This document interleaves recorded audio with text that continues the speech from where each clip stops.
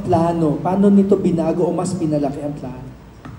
It's, nakita ko lang kasi na masyadong maraming competitors sa business. Of course, it's very normal. So, doon nag-start yung vision na like, we don't have to be. Kasi kaya nating magtulungan at mas mapalaki ang ating each company. That's why this is the very first time na nag-acquire ng other jewelry din, the same industry. So, it's a very healthy competition. Ano po ang nakita niyo sa Sephira as a brand na sila ang naging partner niyo? Actually, si Miss Rona, ako kasi as a seller, ikaw as a seller, you are not, hindi mo talaga siya ma-feel or hindi mo makikita yung hirap ng seller kapag hindi mo talaga siya naranasan. So when I saw, nung nakilala ko talaga si Rona, nung nagla-live selling siya and so on, doon ko nakita na, OMG, grabe siya. It's really like, katulad nga ng sabi ng husband ko kanina na siya ang pinakamagaling na seller. It is, really, she is. Yes, ako kasi sa dami ng nakilala kong seller, it's really not sobrang dali talaga siya. Pero siya, sobrang dali para sa kanya ang lahat. And sobrang na-amaze ako sa personality niya, which is, meron kaming magkapareho na kahit, kasi ako, when I started live selling, hindi naman siya like, meron ka na kaagad client. Pero siya, kahit meron or wala, she's really there. Talagang andyan siya, kakausapin niya talaga yung mga audience niya na andun yung energy niya. And doon ko talaga nakita nung nag-start ako na kung ano yung energy niya from the start, ganun ko siya nakikita ko yung sarili ko before. So kaya sobrang nagustuhan ko. And she's really, really sobrang talaga, genuine. Sobrang totoo niya talaga. And of course, bukod kay Rona, bukod sa seller, sobrang, as you can see, diba? Kakaiba sila. The jewelry, meron silang crown. Meron silang mga logo na crown. Pero sa Sephira, they have their own unique, very, very unique na mga logo and the brand. So, nakita ko talaga na kapag andun yung partnership with the Amara, mas mag-guide ko talaga na mas mapalaki si Sephira. And sobrang grateful ako na nangyari itong araw na to.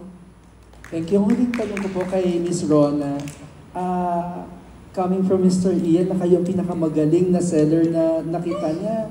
And even from the stage kanina when you were giving your keynote, sabi ko, grabe yung enthusiasm niya, yung passion niya, kahit sa malayo ramdam mo.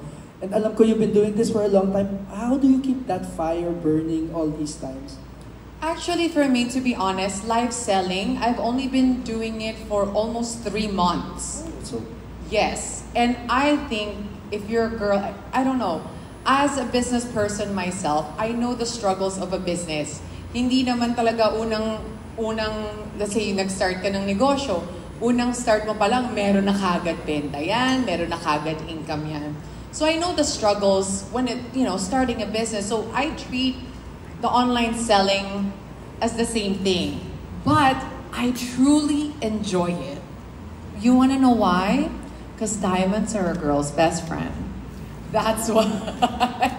And so I get so excited na hindi ko namamalaya na, 6 hours na pala. And then I remember our admins would cut me off. Oh, last piece na, last items na, time to go. And I'm like, hindi pa ako tapos. Wait lang, nag-enjoy pa ako. If I could go on and on, I would. And that's one of the reasons then why I am so excited about this partnership. Kasi talagang, imagine Amara, the guiding light or the North Star of the jewelry industry, has seen my potential. And that is even, pressure, pero it makes me even more excited and have that gusto talaga na parang, let's change this. Let's go, Queen. Congratulations. Thank you. Wow, from that answer alone, alam ko na kung paano mag-live sell talaga si Miss Rona. You can really see the enthusiasm para siya nagbebenta sa harapan mo. I think you can do this 24/7, I guess, if you can, right, to live sell. Alright, thank you so much, Sir Jojo. Now let's hear it from Mr. Mark Grabador of Entertainment Web. There you go, Entertainment Web. Hello, sir. Hello, good afternoon. To Miss Sheena and to Miss Rona. Gusto lang namin malaman po yung konting story lang, yung background lang. Paano tayo umabot sa partnership? Who approached first and hanggang sa makarating tayo sa contract signing? Anyone? Actually, I think it's very organic when that happened. Yun nga, I believe it all started when they saw me dun sa live selling, and then si Mishina kasi she knows the struggle of live selling. Hindi talaga siya madali. And I personally have seen it from my husband, who's an online streamer. Eh, syempre, isisingit na rin kita dito. Sayang naman yung kagapuhan mo, diba? But I've seen talaga yung imagine during the lockdown or the pandemic na online streaming is also pretty hard. Imagine trying to entertain everyone in front of you. And so I got that idea from him. And I guess yun yung nakita nga nila, and also it's very organic dahil nga nakita ko yung passion talaga ni Miss Sheena and how they're really willing to help the industry and change it for the better. That just made it an easy yes. So yun yung naging it's just organic, as in talagang, oh, you know, I see your potential. I think we can take Zephyra to the next level. So yun, it was an easy yes. Yung last time kasi, it was September, na nagkasama kami ni Queen. And then doon ko nakita talaga yung heart niya sa pagla-live selling. So sabi ko, instead na magkaroon kami ng competition, nag-ano kami sa kanila na i-collaborate namin si Amara and si Fira. So may, ano kasi yun eh, it's not like, kung makikita niyo si Queen, she's a very English. Sobrang English niya, which is sobrang layo sa personality ko. So sabi ko nga kanina doon sa aking open remarks, sobrang naging successful yung pag-brand namin kay Janela with the Amara, which is iba naman yung naging market niya. Ako, iba din yung naging market ko, which is sobrang, kung who I am, yun yung nagustuhan ng mga client. So, nakita ko kay Miss Rona na she's really different when it comes to like, she do the live selling, and talagang, alam ko talaga na mas magugustuhan din talaga siya ng mga client ko. And sobrang hindi siya naging mahirap yung collaboration namin because yun nga, nakita ko sa personality niya na love niya din yung mga client niya. Possible ba mo na magkakaroon din ng collaboration ng live selling together? Ay, yeah. Definitely. Marunong na ako mag-English, sir, no? Thank you so much. Hindi naman ako ganito dati, no? 2 years ago. Oh, yes. Thank you po. Thank you so much, Sir Mark. Wow, so I can't wait for that collaboration. 2 eye candies in one screen, why not? And a diamond, that's a perfect combination. Now let's hear it from Mr. James Miguel of Showbiz Ganap. Hello po. Hi, for Miss Sheena and Miss Rona. Ano po yung favorite jewelry piece niyo? Kayo personally? Oh, so... Okay, ako honestly, I love a sparkling VBS Clarity Color DEF Marquise. That cut, for some odd reason, if you guys know, yung Marquise para siyang, how do you describe it? Pakita natin kung ano yung itsura ng Marquise. Alam mo ba yung Marquise? But it's like an eye. So, but for some reason, I think, yeah, it shines really, really nice. And, I don't know, that's always before, di ba, lahat tayo, round, round, round. But for me, I want to be unique. I want to stand out. And yung karat ng isang marquise, it actually looks bigger than its actual weight. So parang sa akin, I resonate with that. I know I look big, but I think my personality is way bigger than what I appear. So that's me. Yeah, for Michina. Nakaka-pressure siya katabi. Ano nga yung tanong mo, sis? Favorite jewelry Favorite piece? jewelry ko? Ako necklace. Hindi talaga ako...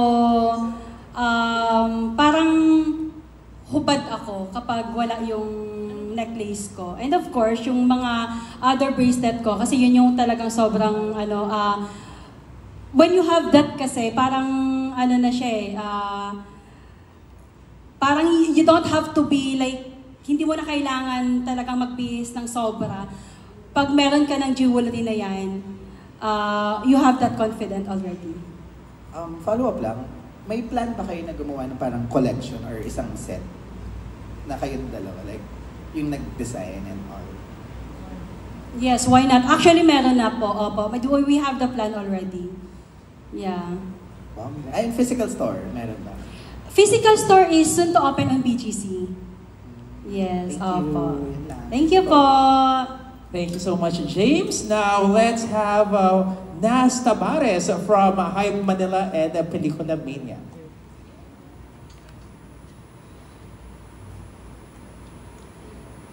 Hello, good afternoon. Kay Miss Lorna first, ano yung comment mo sa binanggit kanina ni Sir Christopher and Miss Sheena na ikaw yung pinakamagaling na seller na nakita nila?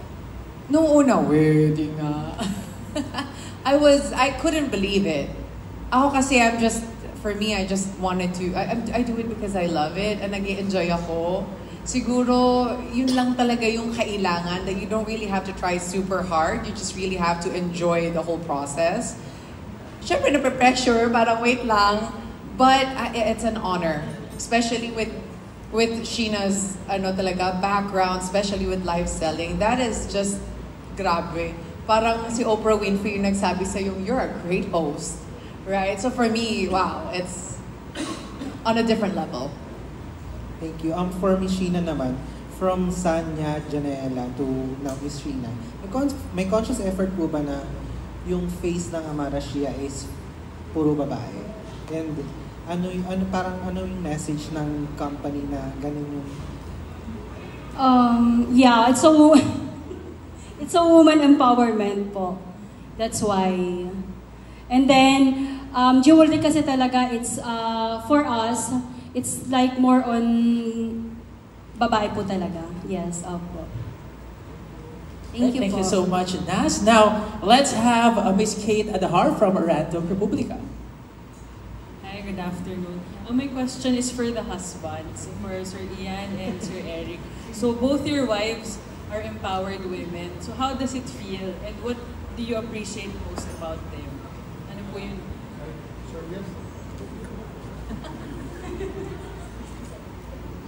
Can you ask that question again, please? Okay. So Okay. both your wives are empowered women, so they're very confident in the business. What do you appreciate most about them, and how does it feel to have an empowered woman as your wife? Well, for men in general, para sa mga lalaki, responsibility po namin is to mag-provide sa pamilya, right? So, ang saying po namin is, I bring home the bacon. Ang ginagawa or responsibility ni Rona is cook the bacon, you know, for everyone. So I bring it home, she cooks it. But this time, pwede naman magpalit kami ng konti. Like, she could bring home the bacon and then kakain na lang ako. No, but I'm just kidding. First and foremost, like when I first got here, it's great to see my wife shine. Usually, ako yung nasa spotlight. And iba ngayon eh. Like, I feel very proud. There's a lot of pride coming from what I do, but translating it through her. Like, ako talagang streamer ako since 2018. So, ilang years po yan? 8 years ako nagla-live stream. Pero when I saw her do it, man, I was like, far out. I've been streaming for 8 years. At meron siyang mga diskarte na ginagawa sa live stream na di ko ginagawa. So meaning she's really putting her own soul, her own mind, her own tactics in live selling. Because hindi pwedeng maganda ka lang. Kailangan talaga matalino ka pa. Or marunong ka mag-entertain. Hindi pwedeng English lang, ha? Kailangan may Tagalog din. Kasi yung mga viewers natin, hindi puro Englishero. And walang translation yan. Pero the way she explains the knowledge that she now has in 3 months, I'm flabbergasted talaga. Like, sobrang gulat ako na marami siyang alam tungkol sa diamonds. And that's why, just like, I'll go back to this, the first part is, I'm just very, very proud to see her stand, not in the spotlight, but stand alone na wala ako. Kayang-kaya niyang gawin yan. Even to a point where she will even exceed, or already, 3 months, she's already passed me. And that what I've done in 8 years. Grabe, ang galing niya. So, I'm very proud of her.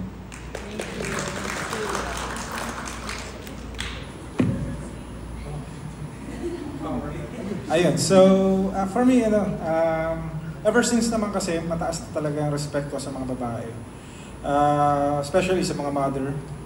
So, actually, amazing ako sa kanila. Kasi yung pinagdaanan nila from giving birth, dun pa lang talaga taas na respeto ko. So, yung vision nila na empowering woman, si Sheena, yun yung niya, ako sumusupport lang talaga ako. It's like I'm the foundation and sila yung gumaguide dun sa amin ngayon.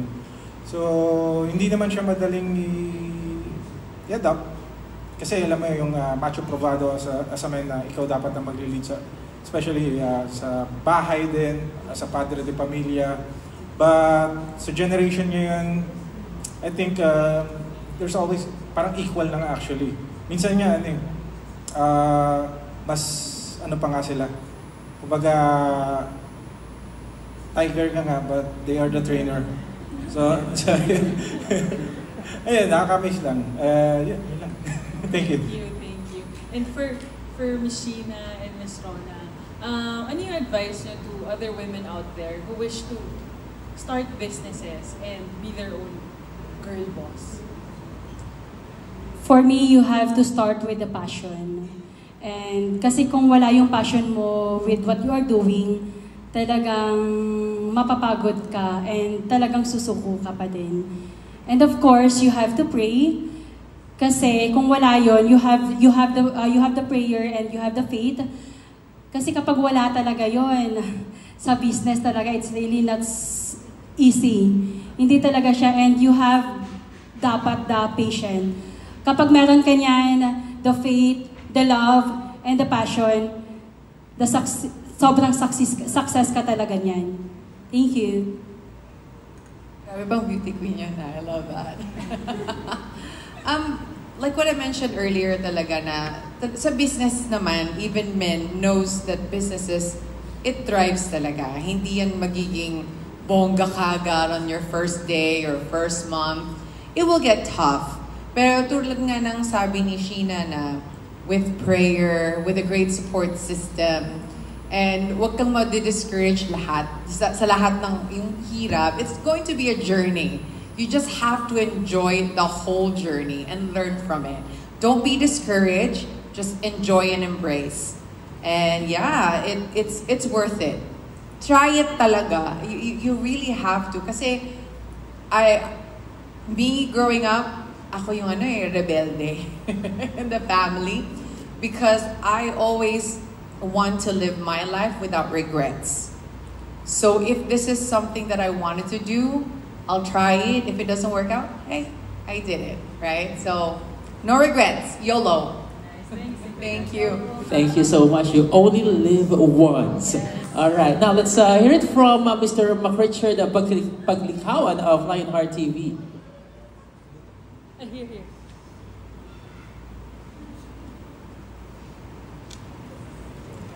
Hello, good afternoon. Congratulations, ma'ams. So,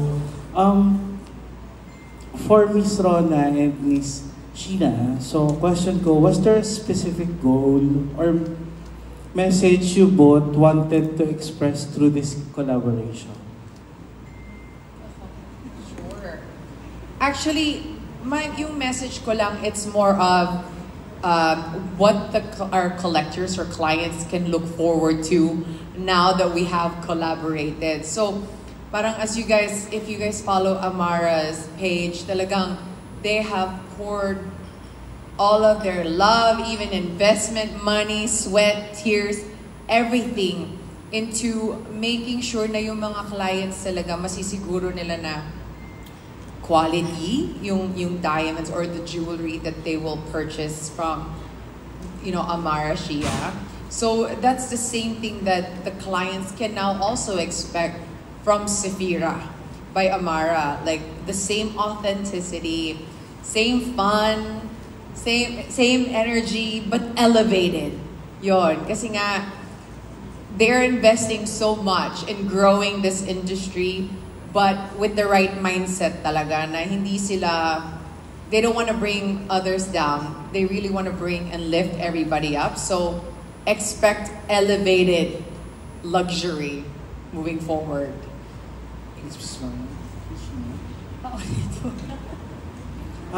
Was there a specific goal or message you both wanted to express through this collaboration? For me po, mas ma-entertain niya yung mga client talaga. Like, kaya nga kagaya sa akin, not everyone, papanoorin nila ako. Pero siya, when you scroll down, like sa live selling kasi kapag nanonood ka ng live selling, and then you will scroll down, lalabas din yung mga ibang live seller eh. So siya, as a Rona, as a Sephira, nakitaan ko talaga na the client will really stop to her because of her personality. Thank you, ma'am. Another one is, since kanina, Miss Sheena, parang may pa-teaser ka na soon maglalabas kayo ng parang collection. Yes. Miss Rona, kahit pa-teaser lang, how do you think, paano yung magiging design mo, aesthetics or signatures na gusto mo makita for this collection? If magkakaroon ka ng collection, ano yung parang gusto mo makita or maging tatak na rin? Actually, marami akong peg for my collection. Kasi lahat naman yan magaganda, di ba? But for me, I like things that are raw and parang not too polished. So for my collection, I want like, syempre gold. Gusto natin ng gold. Yan ang tumatas, di ba? But I want it raw and talagang it will shine on its own kahit na hindi siya yung super polished. How do I describe? Yeah, parang it's like rough edges. That's how I want it to be. Talagang makikita mo yung ganda niya kahit hindi siya sobrang perfect na ano. That's the kind of collection that I see myself presenting to the world. Not just the Philippines, but the world. Thanks, Miss Rona. Miss Sheena, may pwede ka pang idagdag? May pwede ka pang idagdag, Miss Sheena? Sorry po? May pwede pa po ba kayong idagdag sa sinabi ni Miss Rona? Wala na po. Thank you, ma'am. Congratulations sa collaboration. Thank you po. Alright, thank you so much. So parang it would shine because of its own imperfection. Parang ganyan. Alright, so let's have Mr. Tristan Paris from the Manila feed. Okay, you can stay there. First of all, congratulations. And what inspired Amara Shia Jewelry to acquire Sephira, and how does this move align with your brand's long-term vision for growth and innovation?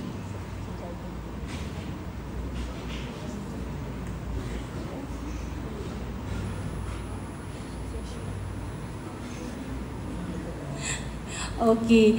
So, tulad nga na sabi ko po kanina, the personality ni Rona is sobrang same talaga kami with like, andun yung pagka-jolly, mas social lang talaga siya. Pero, yung love niya talaga sa mga audience, sa mga clients niya, is nakikita ko talaga na yun talaga ako.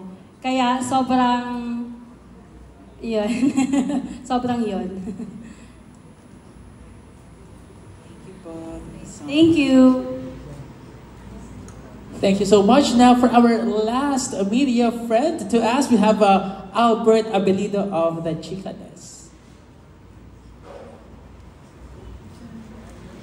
Hey, mabuhay. Congratulations. So, yung question ko is,